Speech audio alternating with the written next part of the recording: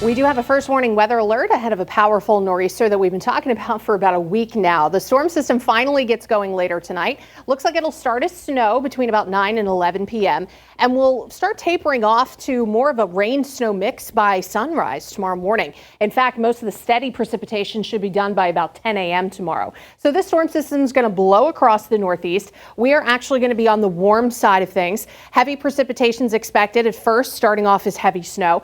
Temperatures are cold tonight, so it'll be a fluffy snow at the start. It'll likely stay a fluffier, drier snow through the hill towns for several hours, but it's going to shift to a wet snow as temperatures begin to rise, especially in the valley. And we'll get to some of those amounts in just a second. Wind, we're expecting gusts anywhere between 30 and 55 miles an hour. The highest gusts will be across the highest elevations in the Berkshires, and the worst of the wind will be out toward the coast. So we do have winter storm warnings up for the hill towns, winter weather advisory for the valley just for lower amounts of snow and a quicker changeover to rain.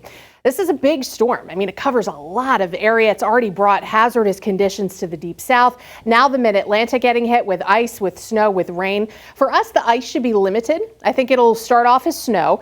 You can see how temperatures are kind of hovering in the teens and 20s right as it gets started. So again, it'll be fluffy.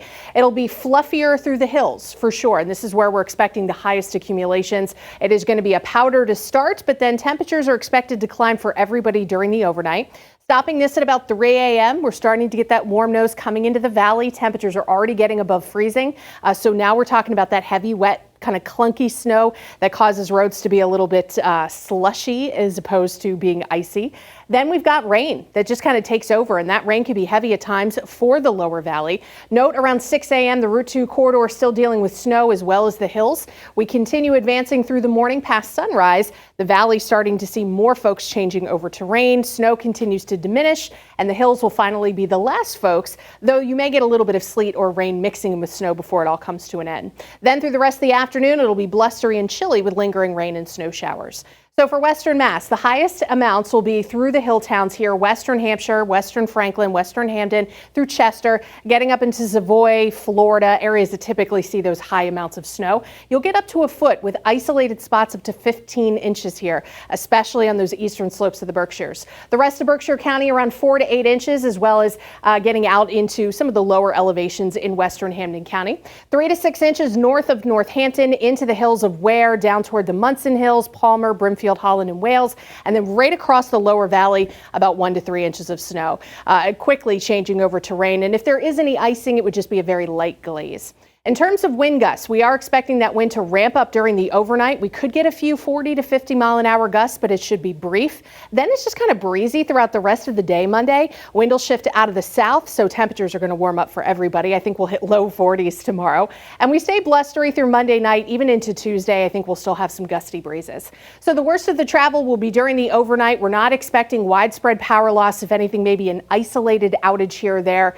Flooding is possible for poor drainage areas. Maybe some minor street flooding, but that's all we're talking about with that. Snow, of course, worst in the hills and the Berkshires, and we may get a little black ice Monday night as temperatures drop back below freezing. But look at how mild it gets tomorrow. 42 in Springfield, 47 Boston and Providence, which is crazy. Tuesday will be a much colder day, but a dry day with some decent sunshine. Looking at the futurecast wind chill, that's going to take a big dip too. Temperatures are going to be dropping Monday night, but wind chills will be a little bit more significant, falling into the single digits, both above and below zero through early Tuesday morning. Overall, the storm system pretty dynamic, but again, not a huge storm for Western Mass. Now, farther out toward the east, getting out toward the coastal areas, they have got more wind to deal with and more rain to deal with. And for a little bit more on that, we're going to head over to Zach, who's got a bit more information. Zach. Yeah, thanks, Janna. We've been talking all day that it's not just the rain and the snow, it's also the wind component, especially to our east. We're going to go to graphics 2 right now and you show you the wind advisories and wind warnings. Yeah, there could be a high wind warning for the Cape Cod and coastal Connecticut, winds gusting over 60 miles per hour with scattered to maybe numerous power issues, and as well as the wind threat. We're also talking about a flooding threat, a coastal flood warning, which is pretty rare for coastal Connecticut towards Cape Cod with the coastal flood advisory.